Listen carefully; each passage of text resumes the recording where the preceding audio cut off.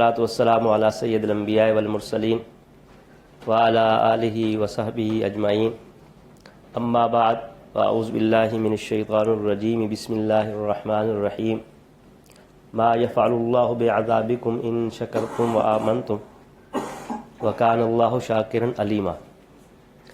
सदक़ल्लाहुल अज़ीम। मुअज़्ज़ज़ उलमाए कराम और सामीन हज़रात, बर्क कॉरपोरेशन का ये जो इक़दाम है कि हर अरसे के बाद कुछ ऐसे प्रोग्राम होते हैं जिसमें दीन की बातें होती हैं, ये इंतहाई खुश आइंद और काबिल तारीफ़ कदम है। पहला कदम तो ये है कि इन्होंने अपने ऑपरेशंस के कंप्लाइंस के लिए अल्हम्दुलिल्लाह बहुत से उलमाए कराम से रहनुमाई हासिल करने का सिलसिला शुरू किया। उसके बाद फिर ये कोशिश करते हैं कि जो रहनुमाई हासिल हो उस पर अमल भी किया जाए। देखें, इल्म जो है वो रास्ता बताता है, चलना खुद होता है। अगर इल्म ना हो कि इस बिल्डिंग से बाहर निकलने का रास्ता कौन सा है, तो फिर आप खुद बताएं कितनी मुशक्क़त होगी बाहर जाने में। और जब इल्म हो जाए कि बाहर जाने का रास्ता कौन सा है, तो सिर्फ इल्म आने से आप बाहर नहीं निकलेंगे जब तक कि आपके जिस्म में तवानाई नहीं होगी। आप जानते तो हैं ये रास्ता है, लेकिन उठने की ताकत नहीं है, तो फिर सिर्फ इल्म से तो आप नहीं निकल सकते, उसके लिए एक ताकत भी चाहिए। यही मामला दीन के मामले इल्म का है कि दीन का इल्म रास्ता बताता है जन्नत का, लेकिन सिर्फ उस इल्म से आप जन्नत में नहीं पहुंच सकते जब तक कि ईमान की कुव्वत के साथ आप अमर पे खड़े नहीं होते। तो कुरान करीम जो पूरा का पूरा है उसका हासिल दो चीज़ें हैं कि इल्म में सही भी हो और उस पर अमल भी हो। पाकिस्तान और हिंदुस्तान के मुत्तफ़िका बड़े आलिम जिनको हम शाह वलीउल्लाह रहमतुल्लाह अलैह के नाम से याद करते हैं, मुत्तफ़िका मैंने इसलिए कहा कि तमाम मकाते फ़िक्र के उलमा उनको अपना बड़ा समझते हैं। और ये वो आलिम है जो हिंदुस्तान में इल्म हदीस लेकर आए। जितने हजरात भी इल्म हदीस की सनद पढ़ते हैं तो शाह वलीउल्लाह के बाद फिर कुर्दी, अबू ताहिर कुर्दी वहाँ तक जाता है। तो हदीस के भी बहुत बड़े आलिम और कुरान मजीद की तफसीर के भी बहुत बड़े आलिम, उन्होंने किताब लिखी है जिसका नाम है अल-फौज़ुल कबीर फ़ी उलूम तफसीर। उसमें वो फरमाते हैं कि कुरान करीम में जितने उलूम हैं, जो कुछ कुरान मजीद में है, वो सारा का सारा 5 हिस्सों में तकसीम है। 5 उलूम है। एक इल्म का नाम है इल्मुल मुजादला। उसका हासिल ये है कि अपने अकायद ठीक करने हैं, और जिन लोगों के अकायद गलत हैं, यहूद नसारा मुशरिकीन, उनके अकायद को बतलाना है कि तुम्हारे अकायद में क्या गलती है और सही अकीदा क्या है। उसका हासिल है ईमान ठीक हो जाए। दूसरा इल्म है जिसका नाम है इल्मुल अहकाम, कि नमाज कैसे पढ़नी है, मुआशरत के अहकाम क्या है, मामलात के अहकाम क्या है। चूँकि हमारा दीन बड़ा जामे है, तो इसलिए दीन का कोई शोबा छोड़ा नहीं है जिसके मुतल्लिक दीन के अहकाम ना हो। बैतुल खला से लेकर बैतुल्लाह तक और सोने से लेकर मरने तक सारे अहकाम उसके अंदर मौजूद हैं। इसका नाम है इल्मुल अहकाम। जैसे आपके कंप्लाइंस है या उलमा बैठे हैं आपको बताते हैं। फिर उसके बाद 3 उलूम ऐसे हैं जिनका नाम है इल्मुत तज़कीर, रिमाइंड कराना। एक है इल्मुत तज़कीर बिल मौत व बिमा बादल मौत, कि कुरान मजीद का एक बहुत बड़ा हिस्सा ये बताता है कि मरना है और मरने के बाद ये होना है।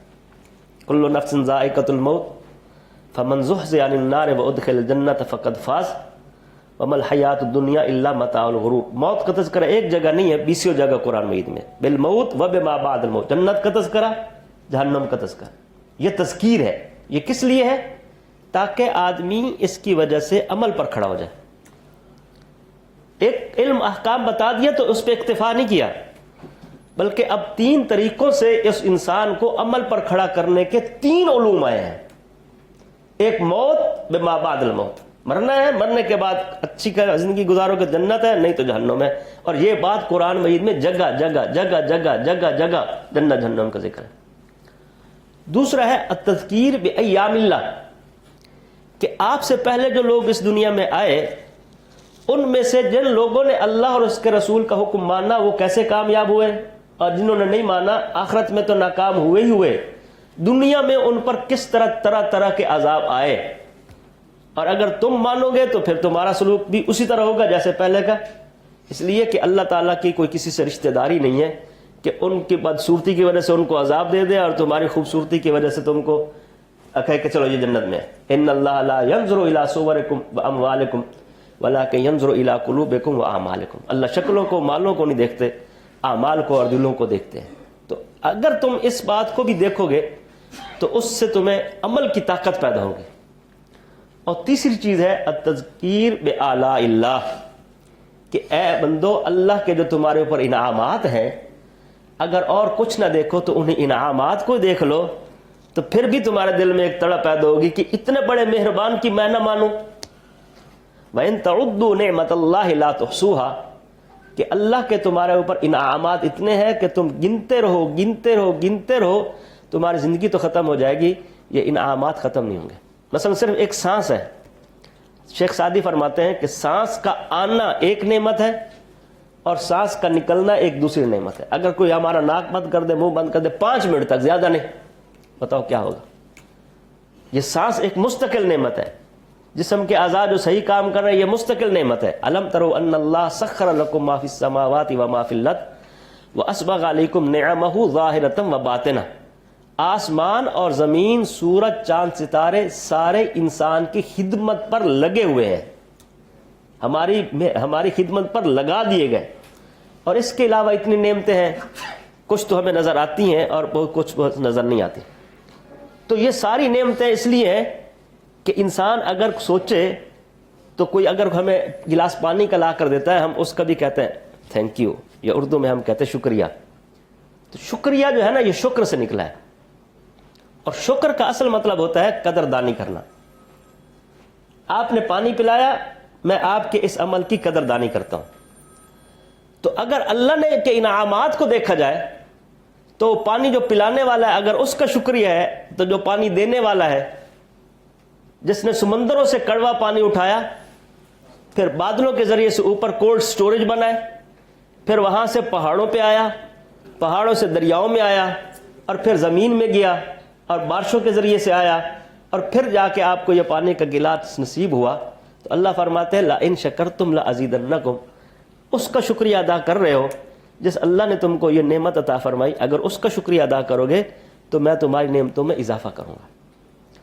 تو ایک اہم چیز یہ ہے کہ ہم یہ دیکھیں کہ اللہ رب العزت کے ہمارے اوپر انعامات کیا ہے، اور وہ اللہ اتنے انعامات کے باوجود ہم سے اس کا کوئی معاوضہ نہیں مانگتا۔ ہم کنو کھاتے ہیں نا، تو جس اللہ نے کنو پیدا کیا اللہ اس کنو پر کچھ نہیں مانگتا ہم سے، یہ تو کسان ہے جو اس کو توڑ کر آپ کے پاس پہنچانے کے پیسے لیتا ہے، اللہ تعالیٰ کنو مفت میں دیتا ہے، ہم اس کسان کو پیسے بھی دیتے ہیں، اس کا شکریہ بھی ادا کرتے ہیں، اور جس اللہ نے مفت میں کنو دیا اس کا بھی تو کوئی حق ہے۔ اس اللہ نے درخت پر کنو لگانے کے کوئی پیسے نہیں لیے۔ تو اگر صرف اللہ تعالیٰ کے انعامات ہی کا خیال کیا جائے تو اتنے زیادہ ہیں کہ ہمیں اپنی پوری زندگی شکر میں بھی گزارے تو کم ہے۔ لیکن اللہ نے ایک عجیب سلسلہ شروع کیا ہے۔ پہلی بات یہ ہے کہ اللہ کے اتنے انعامات کے باوجود اللہ تعالیٰ کہتے ہیں تم صرف اتنا کہہ دو نا کہ شکریہ، تو ما یفعل اللہ بعذابکم ان شکرتم وآمنتم، ایمان تمہارے اندر موجود ہے، اگر شکر کی کیفیت بھی تمہارے اندر پیدا ہو جائے گی تو تم کو عذاب دے کر میں کیا کروں گا؟ ما یفعل اللہ بعذابکم ان شکرتم وآمنتم، اگر ایمان کے ساتھ تم شکر کی عادت پیدا کر لو تو تم کو عذاب دے کر میں کیا کروں گا؟ تو اللہ رب العزت جو ہمارا خالق مالک رازق ہے وہ ہمارا کتنا شکریہ کرتا ہے۔ اللہ تعالیٰ کے صفاتی ناموں میں سے ایک صفتی نام ہے شکور۔ شکور کا معنی ہے بہت زیادہ شکر کرنے والا۔ اللہ کو ہمارا شکر نہیں کرتا اس معنی میں جس معنی میں ہم کرتے ہیں، لیکن شکر کا معنی جیسے میں نے عرض کیا قدردانی کرنا۔ اللہ ہمارے اعمال کی قدردانی کرتا ہے۔ اگر ہم ساری زندگی اللہ کے آگے ایک سجدہ نہ کریں، اللہ کو کوئی پرواہ نہیں، لیکن اس کے باوجود اللہ تعالیٰ کی قدردانی کا نظام یہ ہے کہ اگر آپ مسجد میں نماز پڑھنے کے لیے آئے اور اذان ہوئی 1:15 بجے اور نماز ہے 1:30 بجے، آپ 1:15 ہی جا کے پہنچ گئے، گھر سے چلے مسجد میں آئے اور مسجد میں 15 منٹ بیٹھے رہے، تو اللہ تعالیٰ فرماتے ہیں جو تم 15 منٹ بیٹھے ہو نا، یہ بھی تمہارا بیکار نہیں ہے، میں اس کی قدردانی کروں گا، اور اگرچہ تم نماز نہیں پڑھ رہے ہو اس انتظار پر بھی تمہیں نماز کا اجر دوں گا۔ اب بتاؤ ایسا کوئی شکریہ کرنے والا ہے؟ ایک آدمی آپ دفتر میں ہائر کرتے ہیں، اس کو کام کرنا نہیں آتا، تو آپ کیا کریں گے؟ یا کام سیکھو یا دفع ہو جاؤ۔ اللہ نے فرمایا قرآن کی تلاوت کرو، ایک آدمی تلاوت کر رہا ہے وہ یتتعتع علیہ وہو علیہ شاق، اس کو پڑھنا نہیں آ رہا، اس کو اس پر مشقت ہو رہی ہے، اللہ فرماتے ہیں اس مشقت کا اجر الگ دوں گا، پڑھنے کا اجر الگ دوں گا۔ آپ ٹرینر کو ایسے کہتے ہیں کہ ٹریننگ کرنے کا الگ ملے گا، سیلری الگ ملے گی۔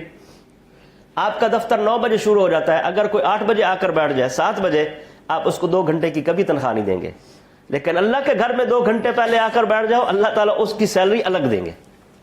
یہ مطلب ہے کہ اللہ تعالیٰ انسان کے اعمال کی قدردانی کرتے ہیں، پھر اتنی نہیں کہ اتنا دیتے ہیں جتنا اس کا حق ہے، بلکہ کم سے کم من جاء بالحسنۃ فلہ 10 امثالھا، منیمم جو ہے اس کو 10 سے ملٹیپلائی کر کے اللہ تعالیٰ دیتے ہیں۔ اللہ تعالیٰ کو آپ کی قدردانی کی کوئی ضرورت نہیں ہے، اس لیے کہ مجبوری کوئی نہیں۔ اور جو خرچ کرتا ہے اللہ کے راستے میں، کسی غریب کو مسکین کو دیتا ہے، مثل الذین ينفقون اموالهم فی سبیل اللہ کمثل حبۃ انبتت 7 سنابل فی کل سنبلۃ 100 حبہ، 700 گنا بڑھا کر ملے گا۔ بلکہ اللہ نے عجیب ایک جملہ قرآن مجید میں جگہ جگہ ارشاد فرمایا کہ کسی غریب کو قرضہ دینا ایسا ہے کہ اقرض اللہ قرضا حسنا، یہ تم غریب کو نہیں دے رہے ہو، مجھ کو قرضہ دے رہے ہو۔ قرضہ، قرضہ کی تعریف یہ ہوتی ہے کہ to give fungible asset someone with the condition that your principal amount is guaranteed, کہ جو پیسے تم دے رہے ہو واپس کرنا ہر حال میں دینے والے پر لازم ہے۔ تو اللہ فرماتے جو تم نے غریب کو دیا، یہ گویا تم نے مجھے قرض دیا۔ اگر کسی انسان کو قرض دے اور اس پر کچھ اوپر مانگ لو، وہ ربا ہے، سود ہے، حرام ہے، لیکن جو تم مجھ کو قرض دو گے میں 700 گنا بڑھا کر دوں گا، وہ کوئی سود بھی نہیں ہوگا۔ تم نے مجھے دے دیا گویا کہ اب میں کسی کو کہوں بھائی میں آپ کو یہ 1000 روپے دے رہا ہوں، اس میں 950 آپ کے ہیں، 500 اس بھائی کو دے دینا، وہ تھوڑا غریب ہے اس کو دے دینا، تو یہ کتنی خوشی سے 50 روپے دے کر آئے گا کہ دیکھو 1000 روپے مجھے دے دیے اور صرف 50 روپے اس کو دے رہا ہے۔ اور اگر میں یہ کہوں کہ 50 روپے جو تم اس کو دو گے وہ بھی تمہارا میرے اوپر قرض بن جائے گا، اور اس 50 کو کم از کم 10 سے ضرب کر کے 500 بڑھا کر دوں گا، اب بتاؤ اس کو دینے میں کیا تحمل ہوگا؟ غریب کو دینے میں کوئی سوچے گا کہ یار 1000 روپے دیا، اس میں سے 50 غریب کو دینا ہے، اس 50 کو 10 سے ضرب کر کے پھر ملٹی پلائی ہو کے 500 ملنا ہے، 1450 ہو جائیں گے، اب مجھے کوئی سوچنے کی کوئی ضرورت ہے؟ لیکن اب بتاؤ ہم غریب کو دیتے ہوئے کتنے خوش دلی سے دیتے ہیں؟ کیا ہم یہ سوچ کے دیتے ہیں کہ میں نے دیا؟ اپنی جو ہم دیتے ہیں واللہ اپنی کمائی نہیں ہوتی، وَمِمَّا رَزَقْنَاهُمْ يُنْفِقُونَ، اللہ کہتے ہیں دیتا میں ہوں، اسی میں سے دو، مِمَّا رَزَقْنَاهُمْ يُنْفِقُونَ۔ تو اگر یہ چیز پیدا ہو جائے کہ اللہ رب العزت بے نیاز ہونے کے باوجود ہمارے چھوٹے چھوٹے عمل کی کتنی قدردانی کرتے ہیں، تو پھر کیوں نہ ایک انسان کے دل میں یہ خیال آئے کہ ہمیں بھی اللہ کا شکر ادا کرنا چاہیے، یعنی اللہ کے جو ہمارے اوپر احسانات ہیں ان کی قدردانی کرنی چاہیے۔ اور اس کا ایک الگ ادنا سا فائدہ یہ ہے کہ ما یفعل اللہ بعذابکم ان شکرتم وآمنتم، اگر یہ شکر کی کیفیت پیدا ہو گئی تو ایمان تو اللہ کے فضل سے پہلے نصیب ہے، تو اللہ فرماتے ہیں آخرت کے عذاب میں تمہیں میں عذاب دے کر کروں گا کیا، مجھے ضرورت ہی کوئی نہیں عذاب، گویا کہ یہ گارنٹی ہے اس بات کی کہ شکر کرنے والا اللہ کے عذاب سے محفوظ ہو جائے گا۔ یہ شکر اتنی بڑی نعمت ہے کہ شیطان کے ساتھ جب اللہ تعالیٰ کا مکالمہ ہوا، جب اللہ تعالیٰ نے فرشتوں کو حکم دیا وَإِذْ قُلْنَا لِلْمَلَائِكَةِ اسْجُدُوا لِآدَمَ فَسَجَدُوا إِلَّا إِبْلِيسَ، سب نے سجدہ کیا، ابلیس نے نہیں کیا، تفصیلات آپ اس سے واقف ہیں۔ تو پھر جب شیطان نے اللہ تعالیٰ سے مہلت مانگی کہ اے اللہ آپ مجھے مہلت دے دیں، میں آپ کے بندوں پر حملہ کروں گا، من بین ایدیہم ومن خلفہم وعن ایمانہم وعن شمائلہم، دائیں سے بائیں سے آگے سے پیچھے سے ان کو ورگلاؤں گا، یہ کروں گا وہ کروں گا، اور پھر اس نے بتا دیا کہ میرا اینڈ رزلٹ کیا ہوگا۔ اینڈ رزلٹ یہ ہوگا کہ لا تجد اکثرہم شاکرین. اس کا نتیجہ یہ نکلے گا کہ اے اللہ آپ اپنے اکثر بندوں کو شکر گزار نہیں پائیں گے، یعنی آپ کے بندوں کو آپ کا ناشکرہ بنا دوں گا. تو شیطان کی پوری کوشش یہ ہے کہ انسان ناشکرہ بنے، اور اللہ تعالیٰ یہ چاہتے ہیں کہ انسان جو ہے وہ شکر والا بنے. اچھا، اب ناشکرہ بننے کا کوئی ایک فائدہ بتا دو. آج ہماری عمومی رویہ جو ہے وہ ناشکری والا ہے. اس کی وجہ یہ ہے کہ جو کچھ ہے اس پر نگاہ نہیں ہوتی، اور جو نہیں ہے اس کے بارے میں شکوہ ہوتا ہے اور فکر ہوتا ہے. اگر ہم تھوڑی دیر کے لیے سوچیں، آج ہم میں سے ہر ایک کو اتنی سہولیات حاصل ہیں جو آج سے 500 سال پہلے کے بادشاہ، وزیر اعظم صدر کی بات نہیں کر رہا، وہ بادشاہ جس کی زبان سے نکلنے والا جملہ قانون ہوتا تھا، اس بادشاہ کو بھی حاصل نہیں تھی. تو اس میں کوئی مبالغہ نہیں ہے. آپ یہاں سے امریکہ بیٹھے ہوئے آدمی سے رابطہ کرنا چاہیں کتنی دیر لگتی ہے؟ آپ ٹھنڈا پانی پینا چاہیں کتنی دیر لگتی ہے؟ آپ ٹھنڈے ماحول میں بیٹھے، اس میں کیا مشقت ہے؟ اس زمانے کے بادشاہوں کے پاس اے سی نہیں ہوتا تھا، وہ کپڑے سے ایسے ایسے اس کو ہوا جلاتے تھے. پیغام بھجوانا ہے ایک جگہ سے دوسری جگہ تو گھوڑوں کے ذریعے سے جا رہے ہیں.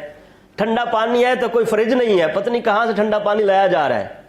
آپ کو وہ سہولیات حاصل ہیں جو اس زمانے کے بادشاہوں کو بھی نہیں تھی. ہارون الرشید کے پاس، مامون الرشید کے پاس، بڑے بڑے بادشاہوں کے نام، نہ قارون کے پاس تھی، نہ فرعون کے پاس تھی. دنیا کے جتنے بڑے بادشاہوں کے نام آپ کو یاد ہیں، ان سب کے نام لے لیں، ان کی مجموعی نعمتوں سے زیادہ نعمتیں الحمدللہ آج ہمیں حاصل ہیں. لیکن ہماری زبان پہ شکر نہیں ہے. اور صحابہ کرام کا جو مزاج تھا ذرا اس کو دیکھیں. اب ہم اپنی اب جو جس محرومی کا ہمیں شکوہ ہے ذرا اس کا بھی منظر دیکھ لیں. حضور صلی اللہ علیہ وسلم ایک دفعہ مسجد میں تشریف فرمائے، صحابہ کرام بیٹھے ہوئے ہیں، ایک اجنبی مہمان آیا. آپ نے فرمایا کہ یہ مہمان ہے، کوئی تم میں سے ایسا ہے جو ان کو گھر میں لے جائے تاکہ ان کو کھانا کھلا دے. پورے حاضرین میں ایک صحابی ایسے نہیں تھے جن کے گھر میں ایک وقت کا فالتو کھانا ہو کہ مہمان کو کھلا سکے. ایک بھی نہیں تھا، ایک بھی. ایک صحابی نے ہمت کر کے عرض کیا یا رسول اللہ میں لے جاتا ہوں. تھا ان کے پاس بھی نہیں، وہ لے گئے.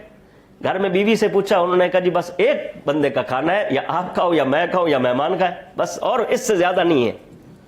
تو انہوں نے کہا ٹھیک ہے بھائی ایک بندے کا لے آؤ، اور تم آ جانا چراغ کو بجھانے ٹھیک کرنے کے بہانے اس کو بجھا دینا، تو وہ مہمان کھا لے گا اور ہم ایسے ہی سو جائیں گے. تو چنانچہ مہمان نے کھا لیا، بیوی بھی بھوکی رہی، شوہر بھی بھوکا رہا، اور رات اس طرح گزر گئی جس پر یہ آیت نازل ہوئی وَيُؤْثِرُونَ عَلَىٰ أَنفُسِهِمْ وَلَوْ كَانَ بِهِمْ خَصَاصَةٌ، کہ یہ دوسروں کو اپنے اوپر ترجیح دیتے ہیں چاہے خود بھی حاجت مند کیوں نہ ہو. اب تھوڑی دیر کے لیے یہ منظر دیکھیں، کیا آج ہم اتنے معاشی طور پر بدحال ہیں؟ ہم میں سے کوئی ایک، اگر ابھی ایک مہمان آ جائے اور کہا جائے بھائی آپ حاضرین میں سے کوئی ایک ہے جو اس کو لے جا کر ایک وقت کا کھانا کھلا سکے، تو کوئی ایک بھی ایسا نہیں جو نہ کھلا سکے. کوئی ایک بھی، بلکہ پورا مہینہ بھی اس کو کھلا سکتا ہے، سال تک بھی کھلا سکتا ہے. لیکن صحابہ کرام نے اس کے باوجود زبان سے ناشکری کا کوئی جملہ نہیں بولا. یا رسول اللہ پہلے ہمارے اکنامکس کا مسئلہ حل کریں، نمازیں تو ہوتی رہیں گی. اتنی غربت آئی ہوئی ہے کہ ایک بندے کو بھی کھانا کھلانے کا کسی کے پاس انتظام نہیں ہے. اتنی کمزور معیشت ہے ہماری، تو ہم کیا نمازیں ہماری ہوں گی؟ یا اللہ ہماری معیشت کو پہلے، یا رسول اللہ پہلے آپ ہماری معیشت کو دیکھیں. اور وہ خود رسول اللہ صلی اللہ علیہ وسلم جن کے بارے میں احادیث طیبہ میں آتا ہے، میں عائشہ رضی اللہ تعالیٰ فرماتی ہیں کہ 3 چاند نظر آ جاتے تھے، گھر میں چولہا نہیں جلتا تھا، یعنی کھانا پکتا نہیں تھا، بس کھجور کھا لی، پانی پی لے. 3 چاند یعنی کم از کم 2 مہینے تو ضرور بنتے ہیں، 2 مہینے سے کچھ اوپر ہے. ہم میں سے کوئی ایک ہے جس کے گھر میں پورا ایک دن گزر جائے اور چولہا نہ جلا ہو، پورا ایک دن، اور ادھر 3 مہینے. تو ان کو تو اللہ نے فرما دیا اگر آپ چاہیں تو یہ احد پہاڑ سونے بنا دیتے ہیں، آپ جتنی دولت چاہیے، آپ کو کوئی مسئلہ تھوڑی ہے. حضور کا فقر اختیاری تھا، ہم تو اختیاری فقر اختیار نہیں سکتے، ہماری طاقت نہیں ہے، بہت کمزور ہے. لیکن اس کے باوجود آپ نے اتنی بڑی آفر کو قبول نہیں فرمایا. یا اللہ مجھے یہ احد پہاڑ سونے کا نہیں چاہیے، میں تو چاہتا ہوں کہ ایک وقت میں پیٹ بھر کے کھاؤں، آپ کا شکر ادا کروں، اور جس وقت میں نہ ہوں تو اس وقت میں صبر کروں. تو یہ ہے حضور صلی اللہ علیہ وسلم اور صحابہ کی زندگی. ہم انہی کے نام لیوا ہیں، لیکن ہماری زبان پہ اللہ معاف کرے عمومی طور پہ بالعموم ہماری معیشت بڑی کمزور ہے، ہمارے حالات بڑے کمزور ہیں، ہمیں بات بات پہ ناشکری اور شکوہ لگا ہوا ہے. اگر ہم غور کریں تو ہمارے پاس شکر کے اتنے مواقع ہیں کہ ہماری تصور سے بھی زیادہ ہیں. ہاں یہ بات بھی ہے کہ کچھ چیزیں ایسی ہیں ہماری حاجت کی یا ضرورت کی جو ہمارے پاس نہیں ہو سکتی. ضروری نہیں کہ ہمارے پاس سب کچھ ہو. اس لیے اللہ تعالیٰ نے صرف یہ نہیں فرمایا کہ شکریہ ادا کرو، بلکہ جو ہے اس پہ تو کر دو شکر، اور جو نہیں ہے اس پہ اللہ سے مانگو دعا. دو چیزیں ہیں، جو ہے اس پہ اے اللہ آپ کا شکر ہے، اور جو نہیں ہے اس کے لیے دعا. اگر نہیں ہونے پر ناشکری کریں گے تو کیا ملے گا؟ کچھ نہیں ملے گا. اور شکر دعا کریں گے تو دعا کا یہ اصول اور پکا فارمولہ ہے کہ دعا ضرور قبول ہوتی ہے، اس میں شک و شبے کی گنجائش نہیں. لیکن دعا قبول ہونے کا مطلب ہمیں سمجھنے میں غلطی ہے. دعا قبول ہونے کا مطلب ہے کہ دعا کی قبولیت کی 3 صورتیں ہیں.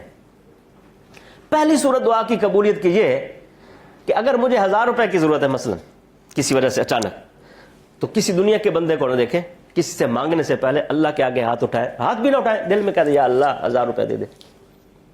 اگر مجھے 1000 روپے کی ضرورت ہے، میں ان سے کہا بھائی جان 1000 روپے ہیں دے دو، تو یہ مانگنا ہے. بعض صورتوں میں جائز ہوگا اور بعض صورتوں میں جائز نہیں ہوگا، لیکن زیادہ سے زیادہ جائز ہی ہوگا، اس سے کچھ نہیں ہوگا، یعنی اس پہ مجھے کوئی ثواب نہیں ملے گا. اب اگر آپ نے اللہ تعالیٰ سے کہا یا اللہ مجھے 1000 روپے چاہیے، تو 1000 روپے تو ملنے کا فیصلہ بعد میں ہوگا، پہلے اس 1000 روپے مانگنے کا ثواب مل جائے گا کہ بھائی تم نے ہم سے 1000 روپے مانگا، چلو اس پر اتنی نیکی ہے. وہ جو ثواب ملے گا وہ 1000 روپے سے کہیں زیادہ قیمتی ہوگا. بھلا ایک نیکی بھی مل جائے، ویسے تو بہت زیادہ ملے گا، لیکن میں کہتا ہوں صرف ایک نیکی مل جائے، تو کیا ایک نیکی کی قیمت 1000 سے کہیں زیادہ ہے یا نہیں؟ تاریخ انسانی میں، پوری انسانی تاریخ میں، آدم علیہ السلام سے لے کر اب تک اور اب سے لے کر قیامت تک ایک ہی شخص ایسا گزرا ہے جیسا بادشاہ کوئی نہیں آیا، اور وہ ہے سلیمان علیہ السلام. رب حب لی حکم لا ینبغی لأحد من بعد. انہوں نے دعا بھی مانگ دی تھی کہ اے اللہ مجھے ایسا آپ بادشاہت عطا فرما دیں کہ ایسی کسی کے پاس نہ ہو. اور وہ صرف انسانوں پر حکومت نہیں کرتے تھے، درندوں، چرندوں، پرندوں، جنگل کے جانوروں، سمندر کی مچھلیوں تک پر ان کی حکومت تھی. صرف یہ نہیں کہ حکومت تھی، بلکہ ان کی زبانیں بھی سمجھتے تھے. جا رہے ہیں بہت دور، ایک چیونٹی نے کہا کہ ساری چیونٹیوں ادخلوا مساکنکم لا یحتمنکم سلیمان وجنودہ وهم لا یشعرون. کوئی میل 2 میل کے فاصلے پہ تھی وہ. اس چیونٹی کی آواز کو سلیمان علیہ السلام نے سن لیا. یہ قرآن کہتا ہے فتبسم ضاحکا من قولها، اور مسکرائے کہ دیکھو کیسی اپنی چیونٹیوں کی فکر کر رہی ہے. اور روایات میں آتا ہے کہ پھر آپ نے اس چیونٹی کو بلوایا. اب ہے کوئی بادشاہ جو ایسا چھوٹی سی بات سمجھے بھی صحیح اور اس کو بلائے بھی صحیح؟ کوئی دنیا میں بادشاہ ایسا بتاؤ ہے تو بتا دے. نہیں. بلوایا اور چونٹی سے کہا کہ یہ تم نے کیا کہا لا یحتمنکم سلیمان وجنودہ وهم لا یشعرون، ہم کوئی ظالم ہے جو تم کو کچل دیں گے. بات یہ ہے کہ چونٹی دنیا میں ایک ایسی حقیر مخلوق ہے کہ آدمی چلتے ہوئے کبھی دھیان بھی نہیں کرتا کہ میرے پاؤں کے نیچے چونٹی نہ آئے. وہ چلتا ہوا جا رہا ہے، وہ خود بخود آ جاتی ہے. یہی متکبر کا انجام ہوگا قیامت کے دن، کیونکہ دنیا میں وہ کسی کا دھیان نہیں کرتا، تو قیامت میں اس طرح شروع ہوگا چونٹی کی طرح کہ لوگوں کے نیچے پھسلتا ہو، لوگ دھیان بھی نہیں کریں گے نیچے کوئی آ بھی رہا ہے کہ نہیں آ رہا. تو چونٹی کو کہا کہ یہ تم نے کیا کہہ دیا ہمارے بارے میں؟ تو چونٹی بھی بڑی سمجھدار تھی. اس نے کہا دیکھیں میں نے جو کہا ہے لا یحتمنکم سلیمان وجنودہ، تو آگے میں نے یہ بھی کہا ہے وهم لا یشعرون. کہیں ایسا نہ ہو کہ بے دھیانی میں ایسا کر دیں. جان بوجھ کے تو آپ نہیں کریں گے، لیکن بے دھیانی میں تو ہو سکتا ہے. اتنا ان کے اوپر اللہ تعالیٰ کے انعامات ہیں، ہم اس کی تفصیل نہیں بیان کر سکتے. غدوها شہر ورواها شہر، بغیر پٹرول کے، بغیر کسی خرچ کے ان کا ہوائی جہاز صبح سے لے کر دوپہر تک 1 مہینے کا سفر، اور دوپہر سے لے کر رات تک کا اور اترنے کے لیے اس کو نہ ہیلی پیڈ کی ضرورت ہے نہ اس کو رن وے کی ضرورت ہے. اب جا رہے ہیں نیچے، ایک بندے نے کہہ دیا سبحان اللہ لقد اوتی آل داؤد ملکا عظیما. سبحان اللہ، اللہ نے داؤد کے بیٹے سلیمان کو کیسی بادشاہت عطا فرما دی، وہ عظیم بادشاہت عطا فرما. تو ہوا نے وہ پیغام سلیمان علیہ السلام تک پہنچا دیا. تو ہوا کو حکم دیا مجھے اتار دو وہاں اس کے بندے کے پاس. اب وہ تو بغیر ہیلی پیڈ کے وہ تو تخت جا کے اتر گیا. اب بندے سے پوچھا بھائی تم نے کیا کہا؟ وہ تو غیر گھبرا گیا، بادشاہ میرے پاس آ گیا. نہیں گھبرانے کی بات نہیں، بتاؤ صحیح کہا کیا؟ اس نے کہا میں نے کہا سبحان اللہ. اور کیا کہا؟ کہ جیسے بندہ تعجب کی چیز دیکھتا ہے تو سبحان اللہ کہتا ہے. تو میں نے سبحان اللہ بھائی اللہ نے آپ کو بڑی بادشاہت عطا فرمائی. تو فرمایا سن، یہ جو میری بادشاہت ہے یہ ایک وقت ہوگا ختم ہو جائے گی، کچھ نہیں رہے گا، لیکن تیرے اس سبحان اللہ کا اجر ختم نہیں ہوگا. اب تیرے اس کا اتنا اجر ہے. تو جب ہم نے اللہ سے کوئی دنیا کی حاجت مانگی، اس لیے حدیث شریف میں آتا ہے اگر دوسرے کا تسمہ بھی ٹوٹ جائے نا تو وہ بھی اللہ سے مانگو، یا اللہ اس کا انتظام کرا دیجئے. موچی کے پاس بعد میں جاؤ، کیونکہ موچی کا ملنا اور پھر اس کا کام کرنا یہ بھی اللہ ہی کے ہاتھ میں ہے، میرے ہاتھ میں نہیں ہے. میں تو جا سکتا ہوں. تو اگر آپ نے اللہ سے مانگ لیا یا اللہ میرے جوتے کا تسمہ ٹوٹ گیا اس کا انتظام کرا دیجئے، تو وہ مانگنے پر جو اجر و ثواب ہے وہ تو مل گیا، اب اگلا انتظام بھی اللہ کرا دیں گے. تو پہلا نقد فائدہ تو یہ دعا قبول، اس سے زیادہ قبولیت کی کیا بات ہے. ہم کہتے ہیں نا دعا کی قبولیت کی مثال ماں کسی ہے کہ بچہ ماں سے مانگتا ہے، ماں ہر چیز بیٹے کو دینے کے لیے تیار بیٹھی ہوتی ہے، لیکن اگر نقصان دہ ہو تو پھر اس کو بہلا کر اس سے اچھی چیز دے دیتی ہے. بھائی آئس کریم مانگ رہا ہے اس موسم میں تو وہ اس کو کوئی اور چیز دے دے گی، گرم چاکلیٹ، تاکہ اس کو نقصان نہ ہو. اللہ ماں سے بھی زیادہ مہربان ہے کہ مانگنے پر پہلے اجر و ثواب تو دے دے گا، اس کے بعد پھر دیکھے گا کہ یہ چیز اس کو دینی مناسب ہے یا مناسب نہیں ہے. اگر وہی چیز دینی مناسب ہوگی تو وہ دے دیں گے، اور اگر وہ نہ دینا مناسب ہوگی تو پھر اس کا کوئی متبادل دے دیں گے جس کا انسان کو احساس ہی نہیں ہوگا، یا اس کے اوپر آنے والی کسی پریشانی کو اللہ تعالیٰ دور کر دیں گے، ہٹا دیں گے. تو اب بتائیں دعا قبول ہوئی کہ نہ ہوئی. اور جب انسان ان آخرت میں ان دعا کے اوپر ملنے والے اجر و ثواب کو دیکھے گا تو یہ تمنا کرے گا کہ دعا کی جس قبولیت کی ہم دنیا میں فکر کرتے تھے کہ یا اللہ پیسے مانگے تو پیسے مل جائے، یہ چیز مانگی تو یہ نہ ملتی، یہی اجر والی قبولیت ہی ملتی بس. اب میں ایک چھوٹی سی مثال دیتا ہوں. اب بیمار ہو گیا، میں بیمار ہو گیا، تو میں نے اللہ سے دعا مانگی یا اللہ مجھے شفا عطا فرما دے. اس میں کوئی حرج نہیں، اللہ تعالیٰ کہیں گے شفا دیں گے نہ دیں گے یہ اس کا فیصلہ تو بعد میں ہے، پہلے جو تم نے یہ دعا مانگی ہے نا اس کا ثواب لے لو. بلکہ دعا ایک ایسی عجیب عبادت ہے کہ صرف وہ اس دعا کی خصوصیت ہے کہ وہ کام جو دنیا کے کام کہلاتے ہیں دیکھنے میں اور اس پہ کوئی اجر و ثواب کی بات نظر نہیں آتی، وہی کام جب دین دعا کی شکل میں کیے جاتے ہیں تو وہ عبادت بن جاتی ہے. مثلا 1000 روپے مانگنا کوئی عبادت تھوڑی، کسی بندے سے مانگو 1000 روپے کوئی عبادت ہے؟ کوئی عبادت نہیں. لیکن وہی 1000 روپے جب اللہ سے مانگے تو وہی مانگنا ہی عبادت بن گیا. بلکہ اللہ نے 2 جگہ فرمایا وَإِذَا سَأَلَكَ عِبَادِي عَنِّي فَإِنِّي قَرِيبٌ أُجِيبُ دَعْوَةَ الدَّاعِ إِذَا دَعَانِ. جب پوچھیں کہ میرے بندے کہ میں کہاں ہوں تو بتا دو میں بڑا قریب ہوں، جب بھی مجھے پکاریں گے میں ان کی دعا سنوں گا، قبول کروں گا. لیکن پھر میں بھی ایک بات کرتا ہوں فَلْيَسْتَجِيبُوا لِي، جب میں اپنے بندوں کو پکاروں تو ان بندوں کو بھی چاہیے کہ پھر میری بھی سنیں. اب اپنے باس کے پاس جاتے ہیں 10 ریکویسٹیں، وہ فوراً آپ کی ہر اپروول، یہ بھی اپروو، یہ بھی اپروو، یہ بھی اپلیکیشن ہو، سب ہفتہ مہینہ پوری. ایک دن باس نے کہا اچھا بیٹا یہ کام تو کرو، کہ سوری یہ تو نہیں ہوتا، اب بتاؤ پھر کیا ہوگا. تو آپ اللہ تعالیٰ فرماتے ہیں میں نے تمہاری وہ اپلیکیشنز بھی منظور کیے جو تم نے لکھی بھی نہیں، بغیر مانگے اتنا دیا. لیکن فَلْيَسْتَجِيبُوا لِي، جب میری آواز آئے اللہ اکبر اللہ اکبر تو تم اس پہ بھی توجہ دو. وَقَالَ رَبُّكُمُ ادْعُونِي أَسْتَجِبْ لَكُمْ، تمہارا رب تم سے کہتا ہے تم مجھ سے مانگو میں تمہاری دعائیں قبول کروں گا.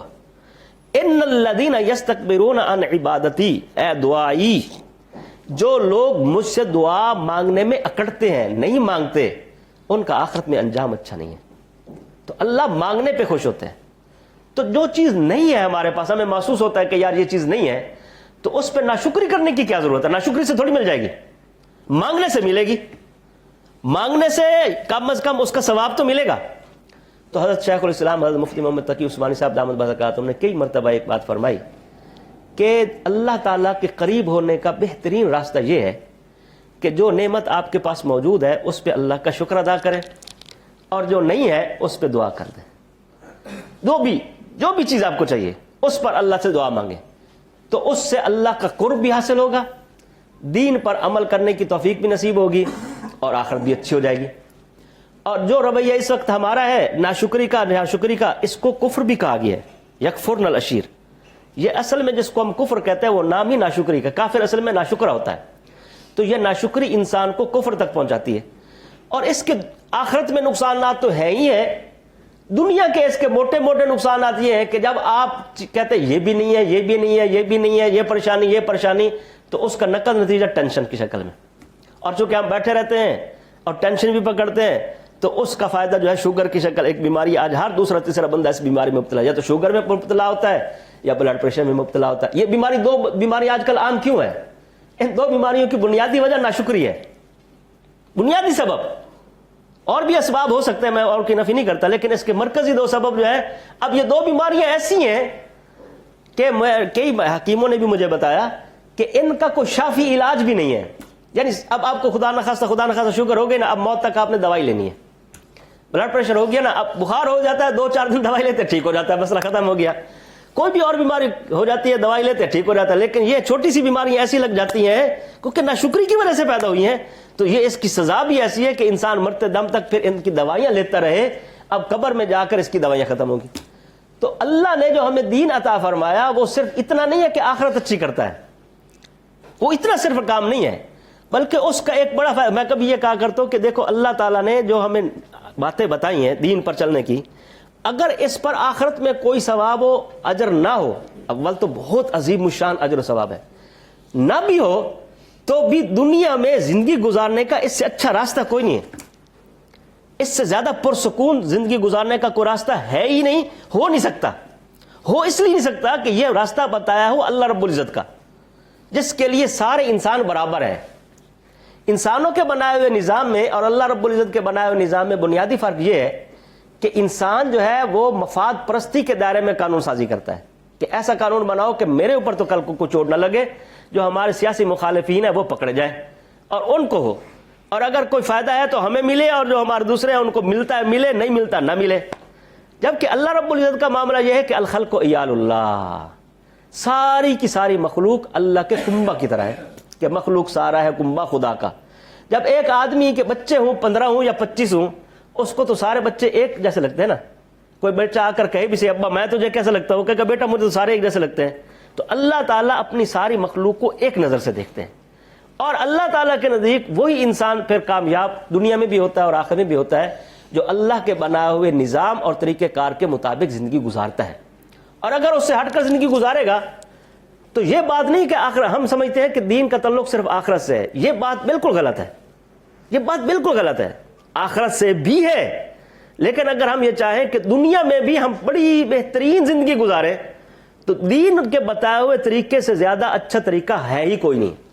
تو اس لیے حضور صلی اللہ علیہ وسلم جو دین لے کر آئے وہ صرف اتنا نہیں ہے کہ وہ ہماری آخرت کو اچھا کرتا ہے، بلکہ وہ مثلا حضور صلی اللہ علیہ وسلم نے فرمایا کہ اللہ کی رضامندی والد کی رضامندی میں ہے. ایک والدین ہے، اب آپ دیکھتے ہیں کہ بچے کے لیے سب سے زیادہ مشقت جو ہے نا وہ والدین اٹھاتے ہیں. کوئی دنیا میں اللہ کے رسول کے بعد اگر ہمارا سب سے بڑا کوئی محسن ہے نا تو وہ والدین ہے، اس سے بڑا کوئی محسن ہے نہیں. حضور صلی اللہ علیہ وسلم نے فرمایا کہ اللہ کی رضامندی والد کی رضامندی میں، رضا رب فی رضا الوالد و سخط رب فی سخط الوالد، یہ حدیث ہے. اب باپ رضامندی کب ہوگا؟ ماں اور باپ میں تھوڑا فرق یہ ہے کہ جو عورت ہوتی ہے نا یہ ایموشنل کریکٹر ہوتا ہے، یہ جذباتی ہوتی ہے، اور جو مرد ہوتا ہے نا یہ ریشنل کریکٹر ہوتا ہے. اس لیے تربیت باپ کے ذمے ہے، پرورش ماں کے ذمے ہے، کیونکہ ماں پرورش کا کام کرتی ہے، پرورش کے لیے جذبے کی ضرورت ہے. پیشی پوٹی دھونا یہ باپ کام نہیں کر سکتا، یہ وہی کر سکتا جس میں جذباتیت بھری ہوئی ہو. اور جب وہ اتنی جذباتی ہے تو وہ چاہتی ہے کہ میرا بچہ میرے ساتھ حسن سلوک کرے، اچھے انداز سے پیش آئے. لیکن جب بچہ تھوڑا بڑا ہو جائے، اب اس کی تربیت کا مرحلہ شروع ہو جاتا ہے، تو پھر اس کی تربیت کی ضرورت ہوتی ہے. اس میں پھر باپ کا کام شروع ہوتا ہے. باپ چونکہ ریشنل ہوتا ہے تو سکول نہ جانے پہ مارتا بھی ہے اور یہ بھی کرتا ہے. ماں برداشت نہیں کرتی، ایموشنل ہوتی ہے. تو اللہ نے فرمایا اللہ کی رضامندی باپ کی رضامندی میں، یعنی باپ آپ کا کب خوش ہوگا؟ دنیا میں واحد ایک باپ ایسا ہے، صرف اور صرف شاید واحد شخصیت باپ ایسا ہی ہے کہ جو بیٹے کو اپنے سے اوپر ترقی کرتے ہوئے دیکھ کر خوش ہوتا ہے. باقی جتنے ہیں وہ کہے گا ہاں ترقی تو کرے لیکن ہم سے آگے نہ جائے. جتنا میں جس پوزیشن پہ میں ہوں نا، اچھا اگر خدا نہ خواستہ باپ اچھا نہیں ہے، برا ہے، ایسا ویسا ہے، تو بھی وہ یہ نہیں چاہے گا میرا بچہ میرے جیسا بنے، وہ کہے نہیں میرا بچہ اچھا بن جائے. اتنا آپ کا خیر خواہ ہے، اس سے بڑھ کر کوئی خیر خواہ نہیں ہے. اور جتنا ماں باپ ہمارے لیے کرتے ہیں، میں کہتا ہوں اگر اس کا آدھا بھی کوئی آج اپنے ماں باپ کے لیے کر دے تو اس سے زیادہ فرما بردار بھی شاید کوئی نہیں ہوگا. اور ماں باپ پھر خوش ہی خوش اور دعائیں ہی دعائیں. اور جو ماں باپ کے ساتھ حسن سلوک کرے گا اللہ کی رضامندی مل جائے گی. اس کی دنیا بھی سکون والی ہوگی کہ نہیں ہوگی؟ کہ جب ماں باپ کی خوشی کے ذریعے سے اس کی دنیا بھی بڑی پرسکون گزرے گی. دنیا اس کے اتنے فضائل ہیں، میں اس میں بیان نہیں کرتا کہ دنیا میں اللہ تعالیٰ نعمتیں عطا فرماتے ہیں، رزق میں وسعت عطا فرماتے ہیں، اتنے احادیث میں فضائل ہے سوچ نہیں سکتے۔ ایک آدمی بیمار ہو گیا، آپ اس کی عیادت کے لیے تشریف لے گئے۔ عیادت کرنے سے، عیادت کے بھی کچھ احکام ہے، تھوڑی دیر کے لیے بیٹھو اور دعا کرو اور پھر جلدی آ جاؤ تاکہ اس کو تکلیف نہ، لیکن آپ تشریف لے گئے یا آپ نے فون کر دیا، اس کو تھوڑی سی خوشی ہوئی کہ نہیں ہو گئی نا؟ اچھا، اس کو خوشی ہوئی، اور حضور صلی اللہ علیہ وسلم نے فرمایا کہ جس بندہ کسی کی عیادت کے لیے جاتا ہے تو جب تک راستے میں ہوتا ہے جنت کے باغوں میں ہوتا ہے، اور جب اس کے پاس ہوتا ہے تو 70,000 فرشتے اس بندے کے لیے اللہ سے مغفرت کی دعا کرتے، یا اللہ اس عیادت کرنے والے کی بخشش کر دیجئے۔ اور دعا کی دو قسمیں ہیں، ایک دعا وہ ہے جو ہم اپنی تجویز سے اللہ سے مانگتے ہیں، ہمیں اس کی حاجت ہوتی ہے ہم اللہ سے مانگتے ہیں، جیسے میں نے مثال دی، یا اللہ 1000 روپے دے دے، یا اللہ گاڑی دے دے، یا اللہ فلاں چیز دے، یہ تجویز والی دعا ہے، اس پہ اجر و ثواب کا تو وعدہ ہے، لیکن اس کی ہر حال میں اسی شکل میں قبولیت کا کوئی وعدہ نہیں۔ اور ایک تجویز والی نہیں ہے، یہ توفیق والی ہے کہ اللہ خود کہہ رہے بھائی تم جو ہے نا مجھ سے دعا مانگو اس کے لیے، خود اللہ، فرشتے خود تو نہیں مانگیں گے نا، فرشتوں کو تو پتہ بھی نہیں ہوگا یہ آدمی کیا کرنے کے لیے جا رہا ہے کیا نہیں کرنے کے لیے جا رہا ہے، لیکن اللہ کو تو پتہ ہے، تو اللہ نے 70,000 فرشتوں کی ڈیوٹی لگائی کہ تم ایک دو بھی نہیں، ایک بھی کافی ہے، معصوم ہے۔ حدیث میں جو کہ 70,000 آئے اس لیے ہم اپنی طرف سے کوئی کمی بیشی نہیں کر سکتے، حدیث میں 70,000 فرشتوں کی اللہ نے ڈیوٹی لگائی، تم اس بندے کے لیے مجھ سے کہو کہ اے اللہ اس کو بخش دے۔ اگر اللہ نے اس کو بخشنے کی نیت نہیں کی ہوئی تو 70,000 کی ڈیوٹی لگانے کا کوئی مطلب ہے؟ اب بتاؤ، ایک 5 منٹ کا کام ہے عیادت کرنا، اور تھوڑا سا کام کر لے 70,000 فرشتوں نے آپ کے لیے دعا کر دی، لیکن بس بات یہ ہے کہ شریعت کے کچھ اصول ہیں ان کو پورا کرنا چاہیے۔ اب جو کتنا آسان کام ہے، لیکن اس کے اندر نیت یہ ہو کہ میں اس بھائی کو دل خوش کرنے کے لیے جا رہا ہوں، منہ لحاظ کے لیے نہیں جا رہا کہ وہ میرے چچا کی بیماری پر آیا تھا تو اب مجھے بھی جانا پڑے گا، اور چونکہ وہ نہیں آیا تھا تو میں کیوں جاؤں۔ اور ہمارے ہاں پنجاب میں تو یہ ہوتا ہے کہ اس کو کچھ پیسے بھی دینے پڑتے ہیں، یہ چیز جو ہے اتنے بڑے عمل کو مٹی بنا دیتا ہے، سونے کو۔ علم کیمیا ایک علم کہلاتا ہے جس کو انگریزی میں ہم کیمسٹری کہتے ہیں۔ کیمسٹری کے اندر بنیادی طور پر ایک چیز بتائی جاتی ہے جس کو ہم کہتے ہیں انقلاب ماہیت، کہ H2+O oxygen plus oxygen is equal to liquid, پانی بن جائے گا۔ تو کیمسٹری میں یہی فارمول، پوری کیمسٹری اسی پر گھومتی ہے کہ ایک چیز دوسری چیز میں کیسے تبدیل ہوتی ہے۔ تو اللہ رب العزت نے ہمیں ایک کیمسٹری دی ہے اور وہ اتنی آسان ہے کہ اس سے زیادہ آسان کوئی کیمسٹری نہیں، اور اتنی قیمتی چیزیں تبدیل ہوتی ہیں کہ سونا سے بھی زیادہ چیزیں تیار ہو جاتی ہیں، اور اس کا نام ہے اخلاص نیت۔ اب اندر سے نیت تبدیل کرنے میں کتنا زور لگتا ہے۔ جیسے میں نے شکر کہا، شکر کے لیے آپ کو زبان سے بھی کچھ کہنے کی ضرورت نہیں، دل میں ایک کیفیت ہے کہ اللہ اللہ کا بڑا احسان ہے، بس دل میں کیفیت ہوگی اللہ کہتے بس۔ تو اگر آپ نے چھوٹا سا عمل کر لیا اور وہ دل میں اخلاص نیت کے ساتھ کر لی، مجھے اس سے کوئی لا نريد منکم جزاء ولا شکورا، تو اس پہ اتنا کچھ ملے گا کہ آپ کی مٹی سونا نہیں، سونے سے کہیں زیادہ قیمتی ہو جائے گی۔ اور اگر آپ نے کام تو کیا، آپ نے نماز پڑھی، وضو بھی کیا، سردیوں میں سب کچھ کیا، نماز بھی پڑھی، لیکن دل میں یہ ہے کہ لوگ کہیں گے ماشاءاللہ بڑا نمازی ہے، تو بھائی 15 منٹ تو لگ گئے نا۔ اگر دل میں یہ نیت کر لیتے کہ اللہ کے لیے ہے تو سونا بن گیا، اور اگر یہ ہے کہ لوگ کیا ماشاءاللہ کہیں گے تو اس پہ وہ سارا سونا جو ہے وہ مٹی بھی نہیں بنا، مٹی سے بھی خراب ہو گیا۔ اب بتاؤ یہ جو کیمیا ہے اخلاص نیت والی، اس سے کتنی بڑی انقلاب ماہیت ہوتی ہے اور کتنی بڑی چینجنگز آتی ہیں۔ اور اس انقلاب ماہیت کرنے میں اندر میں تھوڑا سا سوئچ ادھر کرنا ہے بس۔ جو کیمسٹری ہماری باقی ہے نا، جو H2+O، اس کے لیے تو بڑی مشینری لگی ہوئی ہیں، آکسیجن کا الگ کرنے کا الگ بڑا نظام ہے، لیکن اس کیمسٹری میں کچھ بھی خرچ نہیں ہوتا اور اتنی بڑی چیزیں حاصل ہو جاتی ہیں۔